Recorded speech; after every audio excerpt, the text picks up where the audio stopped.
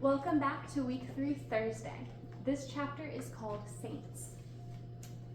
Jotham was dreaming he was on one of the great ships that had traveled the sea. He had seen such ships as his family camped along the Mediterranean, and now saw himself standing on the bow of one, giving orders. But then there was a foul smell in the air, and his nose tickled. He awoke with a start and discovered his face was buried deep in the fur of a camel's back. "Yuck!" he cried. "Good morning." Jotham looked around the head of the camel to see where the voice had come from. It was Ishtar's servant, down below, leading the camel. It was only then that he noticed Ishtar riding behind him between the camel's humps. "Good morning," Jotham called down to the servant. "How did I get up here?" "Late in the night you fell asleep as you walked, so I lifted you and Ishtar to the camel's back." Suddenly Jotham remembered the excitement of the night before and their quick departure. He'd never heard of a caravan traveling at night, but no one seemed to mind the sudden exodus or a lost night of sleep. Now the morning stars shone on their backs, and they were still moving, headed west towards Jerusalem. "What's going on here?" The voice sounded like a bawl of a newborn lamb. It was Ishtar, now sitting straight up behind Jotham.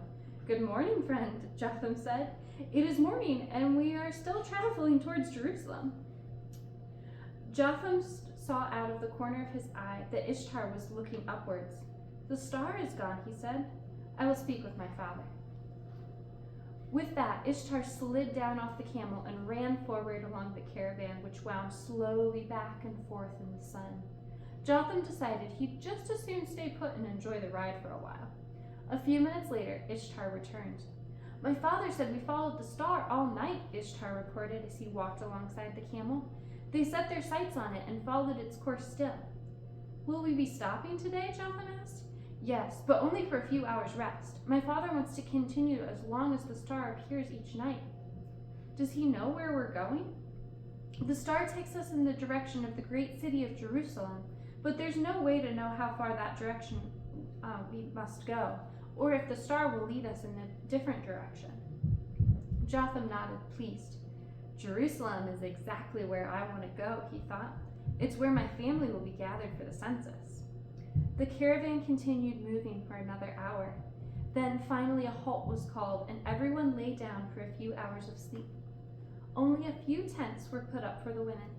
All the men slept out in the open. Jotham and Ishtar weren't tired, though, since they'd slept on the camel all night.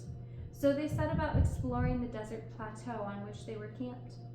There wasn't much to see on the plateau, mostly scrub, brush, and sand, but the boys found plenty to do. They chased scorpions and snakes, except for the ones they knew to be dangerous, and tried to catch the few small animals they saw. But then, just before noon, they saw a rare sight. A silver fox was prowling along the bushes, stalking a hare a few feet away.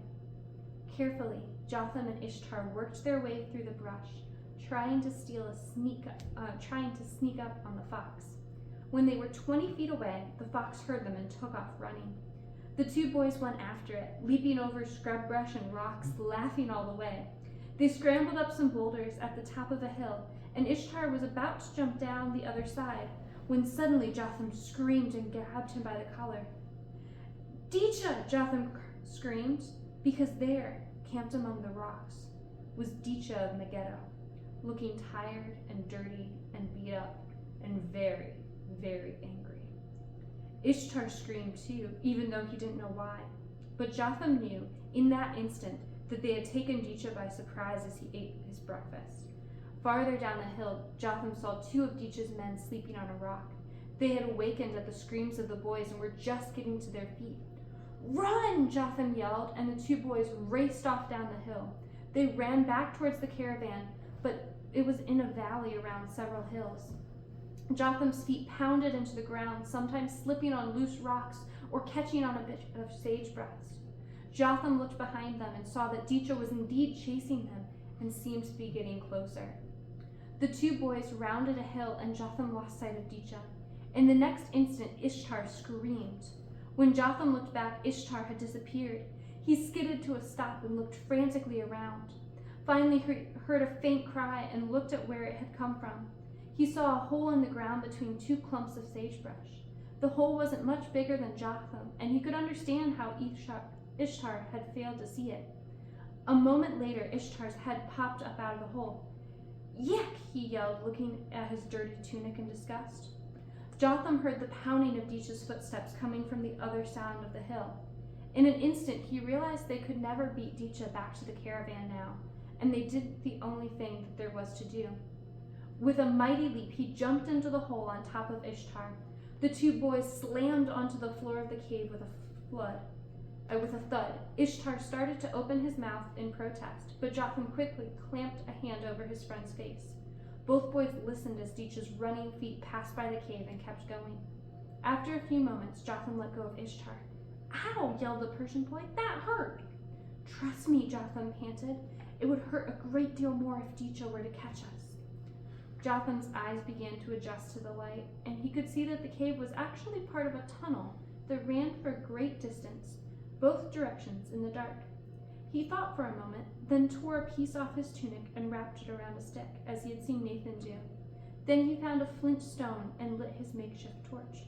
"What are you doing?" Ishtar asked. "We're going to follow this tunnel," Jotham answered. "We're what?" "We cannot go back outside," Jotham continued. "Dicha and his men have probably already figured out that we did not make it back to the caravan and are hiding somewhere. They will be searching the area above us." Ishtar looked at the rock ceiling over their heads and shuddered. "Then let us move quickly," he said. "What direction shall we go?" Jotham looked back and forth, and then turned to his left. "This way," he said, and slowly they climbed through the jagged edges of the tunnel with Jotham in the lead. All of a sudden, the floor of the tunnel leveled out. "Men have been here before," Jotham thought to himself. "The floor is too flat and smooth to just be a cave." The boys edged their way forward, hearts pounding in their chests, thinking that maybe this wasn't such a good idea. Jotham kept imagining scorpions hiding in the dark cracks of rocks and snakes hiding from the ceiling. He was about to say they should turn back when Dicha's voice came haunting them through the cave. "Little one," came the faint but evil voice. "Little one, come back to me. I'm going to kill you, little one. You may run, but I am going to catch you and kill you." Jotham's heart raced, and he pushed on through the darkness, not caring any more about snakes or scorpions. "Friend of the little one," came the voice again, "listen to me. I will not harm you. Bring your friend to me, and I will spare your life." Jotham's eyes grew wide, and he looked at Ishtar. Ishtar gave him a look that said, "Yeah, like I'd really do that." Jotham smiled. Then they ran on. They barely even noticed as they passed through an archway cut into the rock, and a moment later they skidded to a stop and screamed once again. "It is death!" Ishtar cried. "Run!" Jotham shouted, but both boys just stood there, heaving great, terrified breaths, transfixed by what they saw. Cut into the walls of the caves in front of them were small alcoves, and in each alcove was a dead body wrapped in cloth. "We must leave this place," Ishtar cried, but neither of them could move. They inched their way forward, looking at the bodies in the torchlight. The alcoves were cut out of rock and extended as far as the boys could see. Each was slightly bigger than the corpse it held, and each body was wrapped in fine linen. "Who would do such a terrible thing?" Ishtar asked, his nose scrunched in disgust. "What terrible thing?" Jotham panted, his own face twisted in horror at the sight. "To put dead bodies in a cave with no sarcophagus." "What's a sarcophagus?" "Sarcophagus," Ishtar corrected, "is the burial box of the dead." "I've never seen anyone buried in a box before. My people just wrap dead ones in burial clothes and cover them with spices." Ishtar thought this was pretty crude and very cruel, but didn't say anything more. The boys realized that Dicha could reach them at any moment and started up the tunnel again. After a few minutes, the evil voice returned, a little louder this time. "Little one, look," it said, "the bodies of your ancestors. What a good place for you to die." Then there came a screeching, evil laugh, and Jotham ran just a little faster. Jotham and Ishtar ran for what seemed like hours. They were almost as afraid of the dead bodies as they were of the evil voice that slithered through the dark every few minutes. Finally, the tunnel ended in a huge room filled with stone carvings. Jotham's torch was getting short now, and he tore another length from his tunic. The room seemed as big as the temple to the boys, and all around its walls were cut tall archways that led to other tunnels. The archways were decorated with carved images of ancient ancestors in long robes. One was of Moses parting the sea. Another showed a man being spit out by a great fish. Others, men and women, were leading camels in it, fighting wars and praising God. In the dim light, they came across a flat, white stone with writing on it, and Ishtar gasped. Jotham looked at him in amazement. "You can read this?" he said, surprised that any boy of 10 could read such writing. "Yes," Ishtar said, barely able to whisper. "It says, 'We wait in peace, for this is the place where the Messiah shall come to earth.'" At that moment, the voice of the devil cut through the dark only inches behind Jotham's ear. "I am here, little one," Dicha hissed like a snake. And then Jotham screamed for the last time. A day of the Lord is coming. On that day, his feet will stand on the Mount of Olives, east of Jerusalem, and the Mount of Olives will be split in two. Zechariah chapter 14, verses 1 and 4. Many Jews were so anxious for the coming of the Messiah that they had themselves buried near the place where they believed he would make his appearance, on the Mount of Olives near Jerusalem.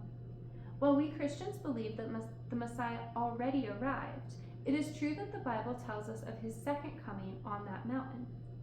What we believe should make a difference in the way we live. Advent is the perfect time to take a deep look at our spiritual lives. Does our religion make a difference in the way we think and act towards others? Do we love the Lord enough to let him take our self-centeredness away? Psalm 139, verses 23 and 24 says, "Search me, O God, and know my heart. Test me and know my anxious thoughts.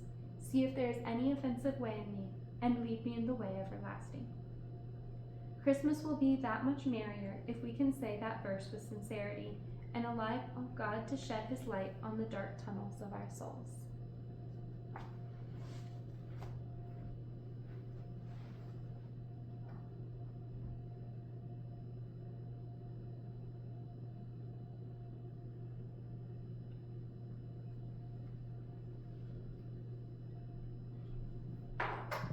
Have a good one.